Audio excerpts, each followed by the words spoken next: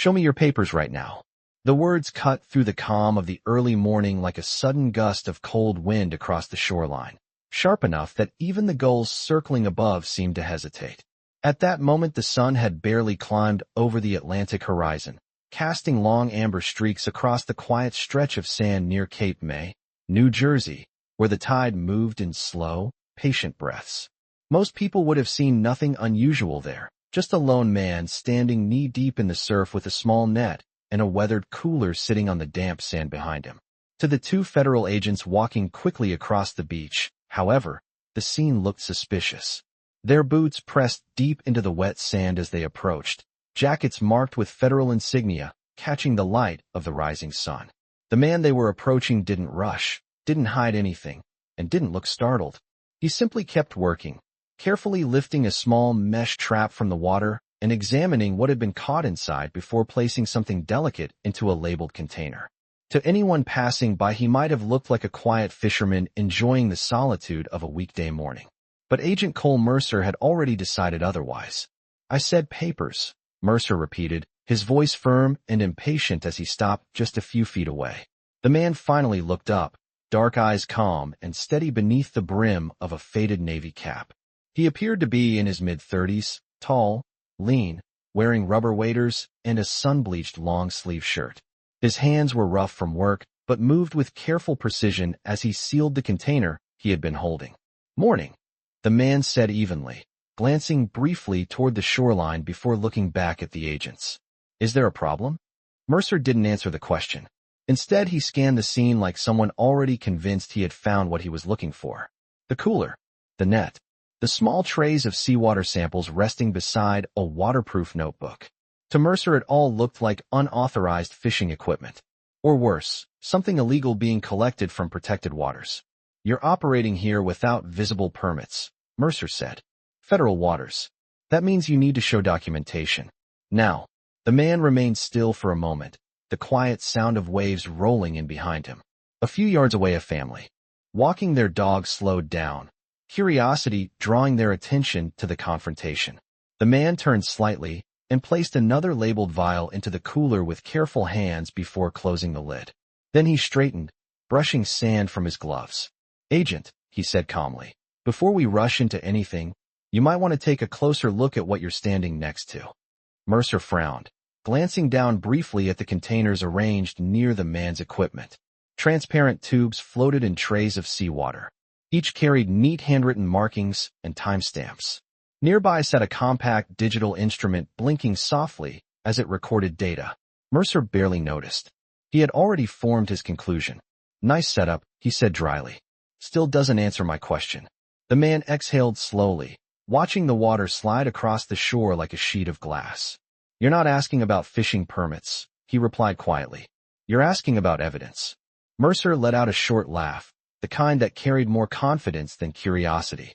"Evidence of what?" he said. The man looked out toward the horizon for a moment, as if measuring the tide itself. When he spoke again his voice stayed calm, but something in the air shifted. "Evidence that just got kicked into the sand," he said softly. Because moments earlier, without realizing it, Agent Mercer had nudged one of the sample trays aside with his boot while stepping closer. A few of the carefully collected specimens now rested half buried in wet sand beside the cooler. Mercer followed the man's gaze downward, irritation replacing confidence. "Relax," he said dismissively. "Whatever this is, it's not worth the attitude." The man didn't argue. He simply reached down, gently lifting one of the containers from the sand and inspecting it against the morning light. The label read, "Atlantic Coastal Monitoring Study, Sample 6:42 a.m. He brushed away the grains of sand carefully before placing the vial back into the cooler. The gulls overhead cried loudly as the tide continued its steady rhythm, and for a brief moment the entire beach seemed to hold its breath. Because in less than an hour, that quiet stretch of sand would become the center of a mistake worth $28.9 million. Agent Cole Mercer watched the man place the sand-brushed vial carefully back into the cooler, and for a brief second something about the quiet precision of the movement felt unusual. Though Mercer could not yet explain why. Most people who were confronted by federal agents at 7 o'clock in the morning reacted very differently. They argued. They stumbled over excuses. They rushed to grab their things or tried to explain too quickly. This man did none of those things. Instead, he simply moved with the patience of someone who had done the same work hundreds of times before, as if the entire beach around him were a controlled workspace rather than a public shoreline. The Atlantic rolled in behind him with steady rhythm, the tide creeping closer inch by inch across the damp sand while the sky brightened into a pale blue morning. Agent Vanessa Holt, who had remained a few steps behind Mercer until now, shifted her attention toward the equipment arranged on the sand. There was more here than she had first noticed. A waterproof notebook lay open beside a compact digital meter whose small screen blinked quietly with numbers that updated every few seconds. A thin metal probe extended from the device into a shallow container filled with seawater. Several clear tubes floated nearby, each labeled with neat handwriting and exact timestamps that read like scientific documentation rather than fishing gear. Holt crouched slightly, studying one of the tubes without touching it. "Cole," she said calmly, "these look like samples." Mercer barely glanced down.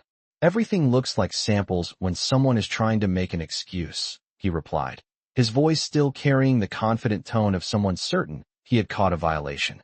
He gestured toward the cooler. "Open that." The man did not move immediately. Instead, he rested both hands lightly on the lid and looked out across the water again, as if checking the horizon before responding. The breeze carried the faint smell of salt and seaweed while a few early morning joggers passed farther down the beach, casting curious glances toward the scene. "Agent," the man said finally, "those containers need to stay sealed until they are logged." Mercer folded his arms. That was not a request. The man nodded slowly, acknowledging the statement rather than resisting it. He lifted the lid of the cooler just enough for the agents to see inside. Dozens of small vials rested in organized rows, each one marked with codes, coordinates, and times that stretched across several hours of the morning tide. Beside them sat sealed pouches, containing fragments of seaweed and tiny shell specimens carefully separated by type. Holt leaned closer, reading one of the labels aloud without realizing she was doing it. Salinity Variation Sample. 6:42 a.m. Coastal Monitoring Series. She glanced up at Mercer. "This looks like research documentation." Mercer remained unmoved. "Or it looks like someone trying very hard to appear official." He stepped forward and pointed toward the digital instrument blinking beside the notebook. "You got a permit number in that notebook?"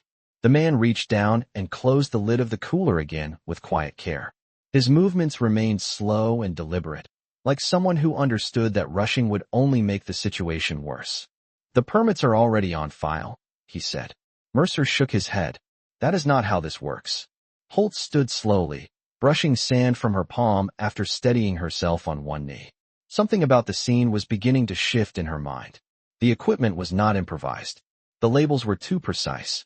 The notebook pages were filled with organized charts rather than random notes. She had seen plenty of illegal operations along the coast before, but none of them had ever looked this meticulous. Mercer, however, was already scanning the shoreline again, convinced he was looking at unauthorized activity disguised as something else. He gestured toward the shallow traps sitting partially submerged in the surf. "Those belong to you too." The man followed his gaze. "Yes." "Collecting what exactly?" Mercer asked. The man paused before answering, watching another wave slide across the sand and retreat again. "Information," he said quietly. Mercer gave a skeptical smile. "Funny, because right now what I see is a man and waiters collecting things from protected water without showing a single document." The man looked back at him calmly. "You are looking at the wrong part of the picture." Holt noticed then that the waterproof notebook lying beside the equipment was still open to a page filled with coordinates written in careful rows. At the top of the page, a printed heading was partially visible beneath the corner of another sheet. She leaned slightly closer, squinting to read it as the wind lifted the edge of the paper just enough for the words to appear clearly in the morning light. Atlantic Coastal Research Institute. Agent Vanessa Holt did not say anything at first after reading the heading on the notebook page, but the words lingered in her mind longer than she expected. Atlantic Coastal Research Institute. It was not the kind of name that usually appeared next to illegal fishing operations or random beach activity. She had heard the name before in briefing documents about marine protection studies along the eastern seaboard. Slowly she straightened, her eyes drifting again across the organized arrangement of tubes, trays, and instruments resting on the damp sand. Everything here followed a pattern. The timestamps on the sample tubes moved forward in careful intervals, each label written in the same steady handwriting.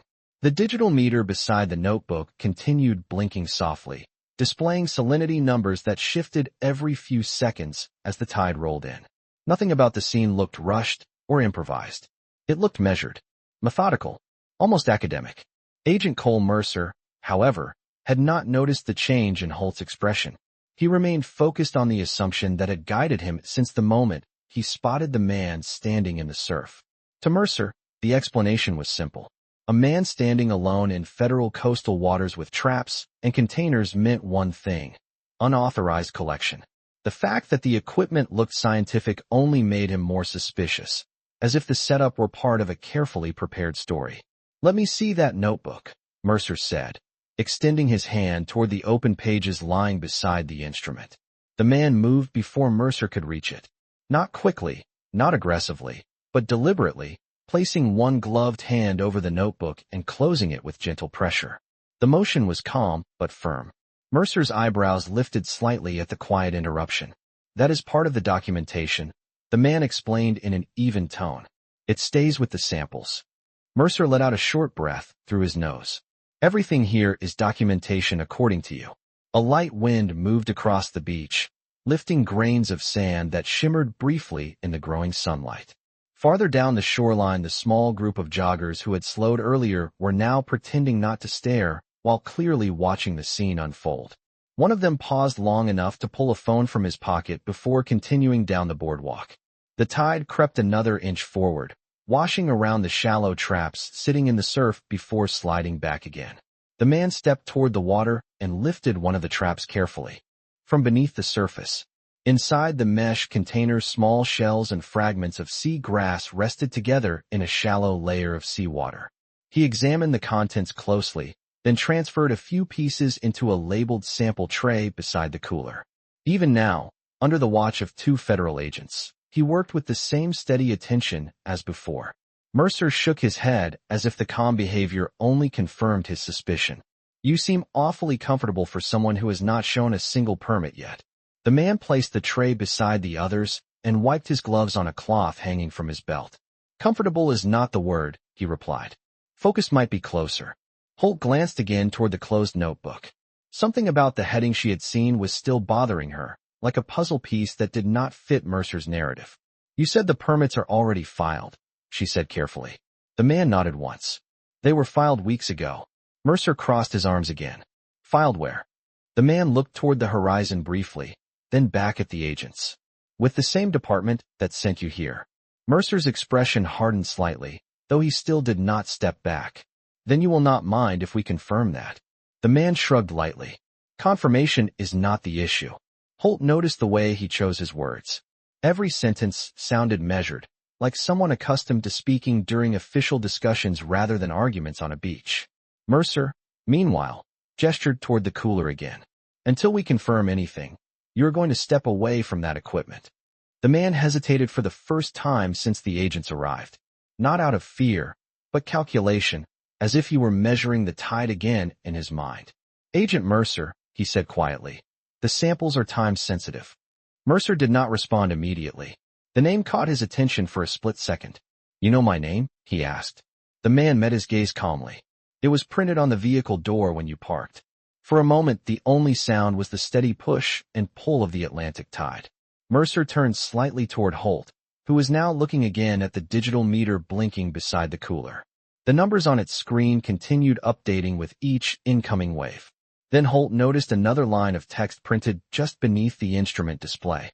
"Marine Environmental Monitoring Program." Agent Vanessa Holt kept her eyes on the small digital meter for several seconds longer than necessary, watching the numbers shift with every gentle pulse of the tide. The words printed beneath the display did not look improvised or decorative. Marine Environmental Monitoring Program. The phrase carried the weight of something official, something connected to long-term coastal research rather than a lone fisherman gathering random samples. She slowly looked up at the man standing beside the equipment. He did not look nervous. He did not look defensive. If anything, he looked patient, the way someone might look when waiting for a misunderstanding to eventually correct itself. Agent Cole Mercer, however, had not noticed the subtle shift in the situation. His attention remained fixed on control, on the authority he believed the badge on his jacket represented. He stepped closer to the cooler again and gestured toward the containers. "You keep saying everything here is official," Mercer said. "But until I see documentation that says otherwise, this is still unauthorized collection in federal coastal waters." The man listened without interrupting, his gaze steady as the wind pushed lightly against the surface of the water behind him. A wave rolled forward and brushed across the edge of the sample trays before sliding back again. The rising sun now reflected off the ocean in long strips of light that stretched nearly half a mile across the surface. "Agent Mercer," the man said calmly, "every sample you see here is part of a time-based monitoring sequence. Interrupting that sequence means losing data that cannot be recreated." Mercer folded his arms again, unimpressed. "You are very concerned about your samples," he replied. "Maybe you should have been just as concerned about your paperwork." Holt shifted her weight slightly in the sand, glancing once more at the equipment. The notebook, the labeled tubes, the monitoring meter. None of it matched the kind of equipment usually confiscated during coastal enforcement operations. She crouched again, studying one of the trays more carefully. Each tube had a coordinate printed beneath the timestamp. The coordinates formed a pattern along the shoreline stretching nearly a mile north and south of the current location. This was not random collecting. This was a mapped sequence. Mercer noticed Holt's silence and gave a short dismissive shrug. "Do not get distracted by fancy labels," he said. "Anyone can write coordinates on a tube." The man turned slightly toward Holt, noticing the direction of her attention. "The coordinates correspond to tide intervals," he explained gently. "Every 12 minutes the water chemistry shifts slightly along this stretch of coast." Mercer shook his head again, the explanation only reinforcing his belief that he was hearing a carefully rehearsed story. "So now you are a scientist too," he said dryly. The man did not react to the sarcasm. Instead, he reached down and adjusted the digital probe that rested in the shallow container of seawater. The instrument beeped softly as the measurement stabilized, and the number on the screen shifted again by a fraction. Holt watched the display closely.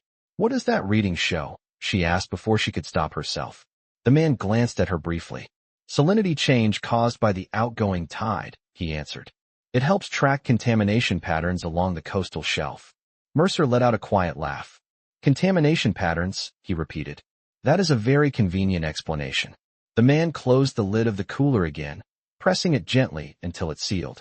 For the first time since the agents arrived, he looked directly at Mercer with a slightly more serious expression. "Agent Mercer, the work being done here has been scheduled for months. The tide window lasts exactly 1 hour and 18 minutes. We are already halfway through that window." Mercer glanced down at his watch out of habit, though he immediately realized the time did not matter to him. "Then maybe you should have scheduled it somewhere that does not require federal permission," he replied.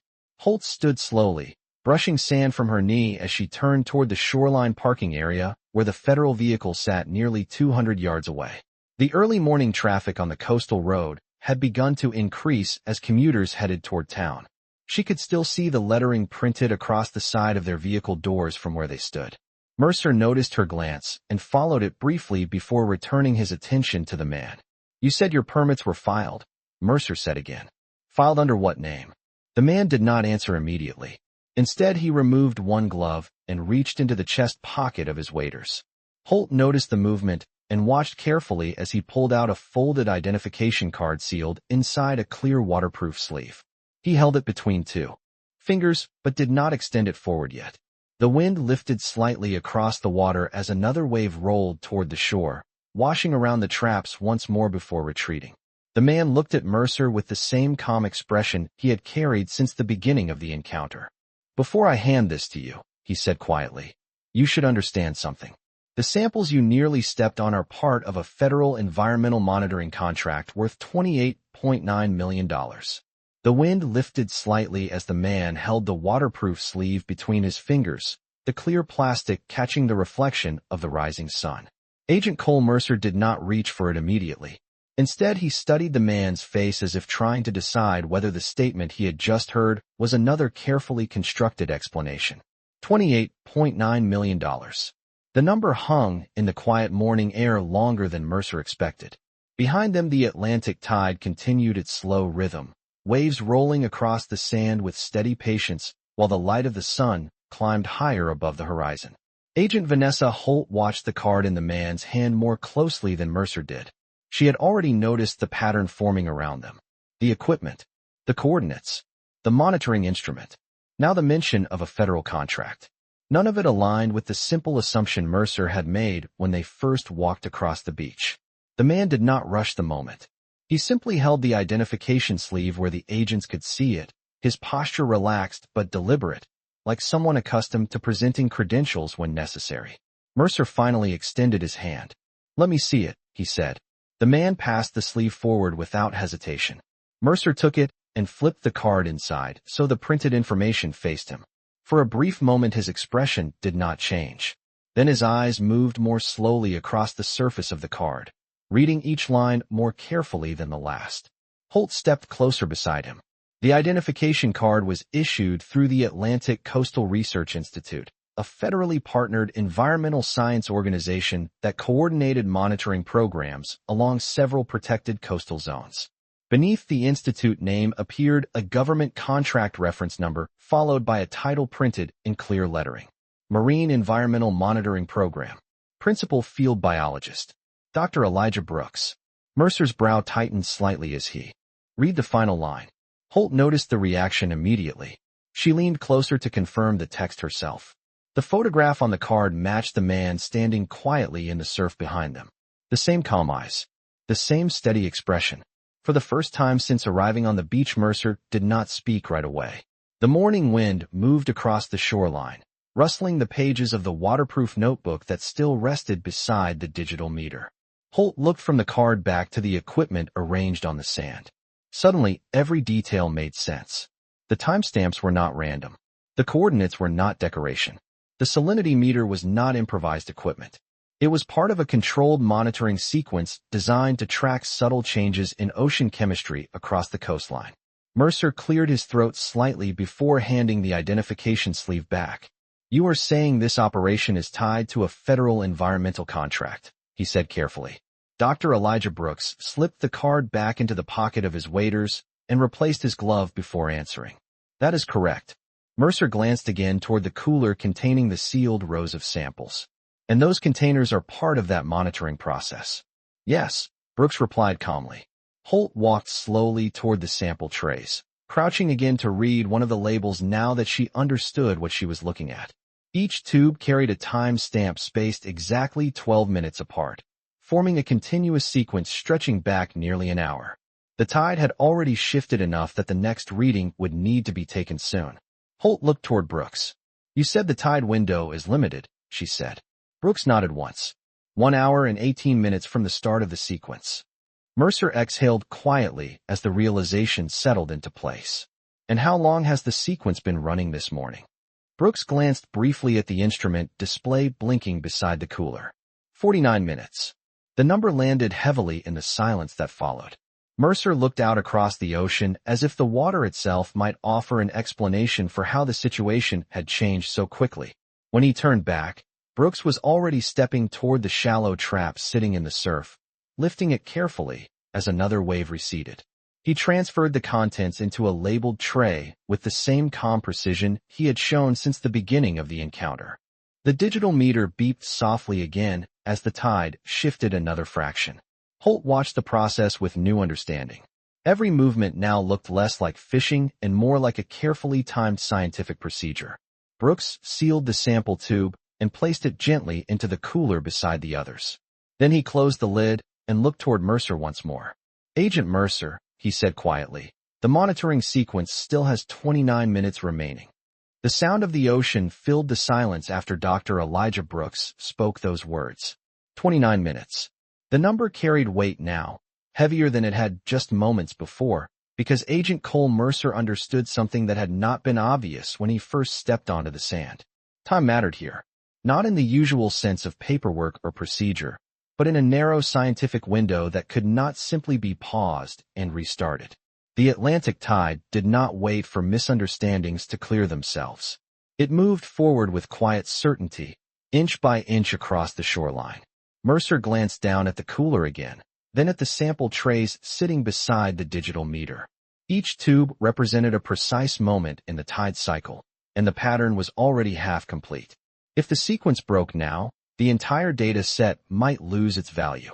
Holt stepped slightly closer to the equipment, watching as the instrument screen updated again with a faint electronic beep. The number changed by a small decimal. Brooks noticed it immediately. Without hesitation, he moved back toward the waterline where the next trap waited beneath the surface. His motions remained steady and unhurried, but there was a quiet urgency now in the way he worked, like someone aware that every minute mattered. Mercer watched him for a few seconds before speaking. "Dr. Brooks," he said, the title sounding unfamiliar in his voice. Brooks lifted the trap from the water and examined the contents briefly before transferring a small shell fragment into a fresh tube. "Yes, Agent Mercer," he replied calmly. Mercer hesitated before continuing. "If this monitoring sequence is interrupted, what happens to the project?" Brooks sealed the tube and placed it gently into the cooler before answering. "The sequence loses continuity," he said. "And without continuity, the chemical trend we are tracking becomes incomplete." Holt looked toward the ocean again, following the line of traps stretching along the shallow water. "So the timing of each sample matters," she said. Brooks nodded. "Exactly 12-minute intervals. That is how we track the salinity drift as the tide shifts along the continental shelf." Mercer rubbed a hand across the back of his neck as he processed the explanation. "And if those intervals are broken?" Brooks glanced briefly at the digital meter before responding. "Then the data becomes unreliable." The wind moved across the beach again, lifting the edge of the notebook page that still rested near the instrument. Holt could see the rows of coordinates and time stamps written in careful columns, forming a pattern that now made perfect sense. Mercer looked toward the shoreline where their federal vehicle sat parked nearly 200 yards away. When they had arrived earlier, the situation had seemed simple. Now it felt very different. Brooks crouched beside the cooler again, arranging the newly sealed tube with the others before closing the lid. He checked the instrument display once more. The next interval was approaching. Holt watched the quiet efficiency of his movements with growing respect. This was not someone improvising a story on a beach. This was a professional field scientist following a procedure that had clearly been practiced many times before. Mercer shifted his stance in the sand. "Dr. Brooks," he said again, his voice more measured now. "When was this monitoring contract approved?" Brooks straightened and removed one glove, glancing briefly toward the horizon as if calculating something in his head. 3 months ago," he answered. Mercer frowned slightly. "And federal coastal enforcement was notified of the activity?" Brooks met his gaze calmly. "Yes." Holt turned her head toward Mercer at that answer. Mercer did not respond immediately. Instead, he watched the next wave roll toward the shore, washing gently around the shallow traps before retreating again. Brooks moved toward the waterline to prepare the next sample position, lifting the trap with careful hands as the tide shifted once more. The digital meter beeped again, signaling that the next measurement window had arrived. Brooks transferred another fragment into a labeled tube and sealed it precisely before placing it into the cooler. He closed the lid and looked toward the agents again. The calm in his voice had not changed since the beginning of the encounter. "Agent Mercer," he said quietly, "there are 17 minutes left in the monitoring window." The breeze carried the scent of salt across the shoreline as the ocean continued its slow, steady rhythm, the tide sliding forward and pulling back like a quiet clock that refused to stop for anyone. 17 minutes. Agent Cole Mercer stood in the damp sand watching Dr. Elijah Brooks work, and for the first time since arriving on the beach, he was no longer certain what the correct move was. The situation had shifted in ways he had not expected. When he and Agent Vanessa Holt first spotted the lone figure in waders standing in the surf, the conclusion had seemed obvious. A man collecting material in federal waters without visible paperwork. A simple enforcement check. But the scene now unfolding in front of him looked nothing like the violation he had imagined. Brooks moved with calm efficiency, lifting the next shallow trap from the water as the tide retreated again. He examined the contents briefly, transferring a fragment of sea grass and a small shell into a fresh tube before sealing it with careful precision. The motion looked practiced, almost routine, the way a surgeon might move through a familiar procedure. Holt watched closely, noticing how Brooks checked the instrument display before labeling the tube. Each step happened in a sequence that clearly followed a protocol rather than improvisation. The digital meter emitted another soft tone as the salinity reading stabilized. Brooks wrote the time in the waterproof notebook and placed the tube gently into the cooler. Mercer exhaled quietly and glanced toward Holt. She met his eyes for a moment, but did not say anything. She did not need to. Both of them now understood that whatever had started as a routine check had grown more complicated with every minute. Mercer finally broke the silence. "Dr. Brooks," he said carefully. Brooks looked up from the cooler. "Yes, Agent Mercer." Mercer hesitated before continuing, as if choosing his words more carefully than he had earlier that morning. "You mentioned a federal monitoring contract." Brooks nodded once. "Yes." Mercer shifted his weight in the sand. "What exactly is the purpose of the study?" Brooks glanced briefly toward the ocean before answering.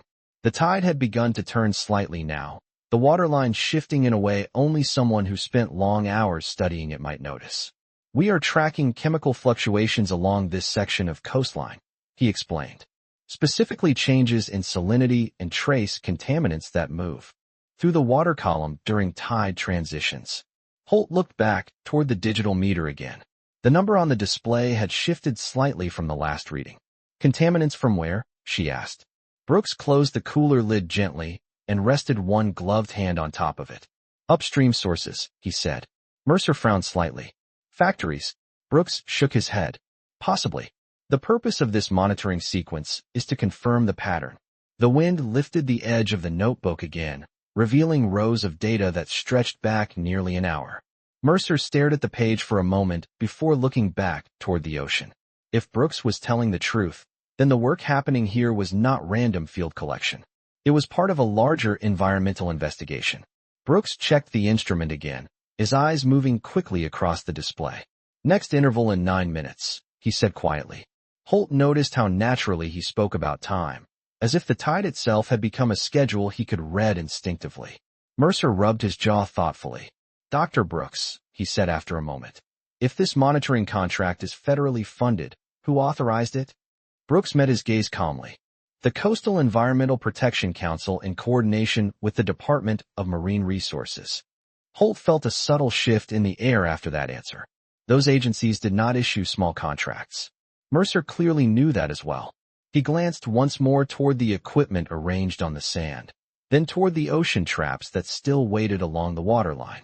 Brooks stepped forward again as another wave rolled across the shore, lifting the next trap with steady hands and transferring the contents into a new labeled tube. The digital meter chimed again, marking the next measurement window. Brooks sealed the sample and placed it into the cooler with the others before looking toward the agents once more. His voice remained calm, the same steady tone he had carried since the beginning of the encounter. "Agent Mercer," he said quietly, "there are 8 minutes left in the monitoring window."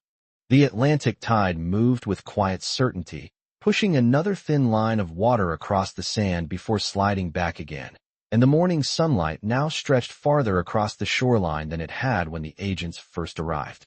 8 minutes. Agent Cole Mercer stood silently for a moment after Dr. Elijah Brooks spoke those words, watching the ocean as if the water itself might offer an answer to a situation that had slowly turned more complicated with every passing minute. What had started as a simple enforcement check now carried the weight of something much larger. Holt noticed the change in Mercer's posture before he said anything. The certainty he had carried earlier that morning was gone, replaced by careful calculation. Brooks, however, had not paused his work. The tide window was closing and the monitoring sequence still required its final intervals. He stepped forward again as another wave retreated, lifting the next shallow trap from the surf with steady hands. The small mesh container revealed fragments of seagrass, tiny shells, and grains of sediment that had settled during the last 12-minute cycle. Brooks examined the contents briefly before transferring several pieces into a fresh tube. The digital meter beside the cooler chimed softly again as the salinity reading stabilized. Holt watched the number change on the screen by a fraction. The process was precise, almost rhythmic. Brooks sealed the tube, wrote the time in the waterproof notebook, and placed the sample carefully into the cooler beside the others. Mercer finally spoke. "Dr. Brooks," he said, his voice noticeably quieter than before. Brooks glanced up from the cooler. "Yes, Agent Mercer." Mercer shifted his weight in the sand, looking briefly toward the federal vehicle parked down the beach before returning his attention to the equipment arranged in front of them. "You said this monitoring project tracks contaminants moving through the coastal water." Brooks nodded once. "That is correct." Mercer folded his arms loosely. "What happens if the sequence you are running today confirms the pattern you are looking for?" Brooks closed the cooler lid gently before answering. "Then the data moves to the analysis phase." Holt looked toward the notebook again, noticing that each coordinate aligned with the coastline stretching nearly a mile north and south. "And if contamination is confirmed?" she asked. Brooks met her gaze calmly. "Then the agencies funding the study begin an investigation upstream to identify the source." Mercer glanced toward the ocean again, following the line of traps that had now produced nearly a full sequence of samples. "And that investigation leads where?" Brooks did not answer immediately. Instead, he checked the digital meter once more as the next interval approached.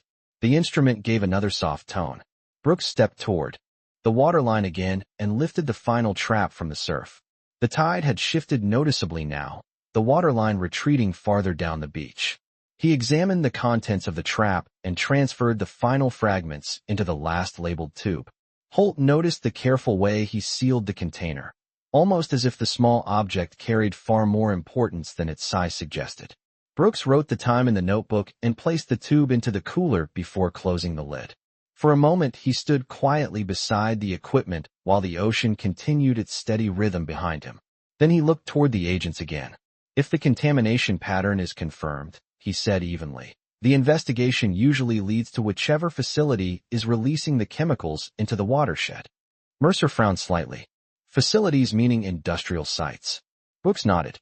"Factories, processing plants, shipping terminals. Any operation discharging untreated runoff into connected waterways." Holt felt the weight of that explanation settle over the scene. The rows of tubes inside the cooler were no longer just samples. They were evidence that might eventually point toward a source of pollution somewhere far inland. Mercer looked down at the sand for a moment before speaking again. "And the contract funding this monitoring project," he said slowly, "that is worth $28.9 million. Brooks nodded once. "Yes." Mercer exhaled quietly. The wind moved across the beach again, lifting the edge of the notebook page before letting it fall back into place. The digital meter gave one final soft tone as the tide shifted again, marking the completion of the monitoring sequence. Brooks rested a hand lightly on the cooler and looked toward the ocean for a moment before speaking again. "Agent Mercer," he said calmly, "the monitoring window is complete." The ocean continued its patient rhythm as the final measurement tone faded from the small digital meter beside the cooler. The monitoring sequence had ended, but the quiet tension that had filled the shoreline had not disappeared with it. For several seconds no one spoke. Agent Cole Mercer stood facing the water, watching the slow movement of the tide, as if trying to reset the chain of decisions that had brought him to this moment. The sunlight had climbed higher now, casting long reflections across the Atlantic surface and warming the damp sand beneath their feet. Agent Vanessa Holt glanced toward the cooler where the sealed rows of sample tubes rested in careful order. Each container represented a precise moment in the tide cycle, a piece of information that would later be analyzed in a laboratory hundreds of miles away. When she looked back toward Dr. Elijah Brooks, he was already securing the equipment with the same quiet focus he had shown throughout the entire encounter. Brooks fastened the latches on the cooler, checked the digital meter one final time, and closed the waterproof notebook before slipping it carefully into a protective case. The process looked almost ceremonial, like the final step in a routine he had repeated many times along this stretch of coastline. Mercer finally turned back from the water. The confident certainty he had carried earlier that morning had completely faded, replaced by a quieter awareness that the situation had never been as simple as it first appeared. He cleared his throat slightly. "Dr. Brooks," he said. Brooks looked up calmly. "Yes, Agent Mercer." Mercer paused for a moment before speaking again, as if the next words required more thought than any he had spoken that day. "The monitoring sequence is complete," he said. Brooks nodded once. "Yes." Mercer glanced briefly at the cooler and then toward the ocean traps that had been used during the tide window.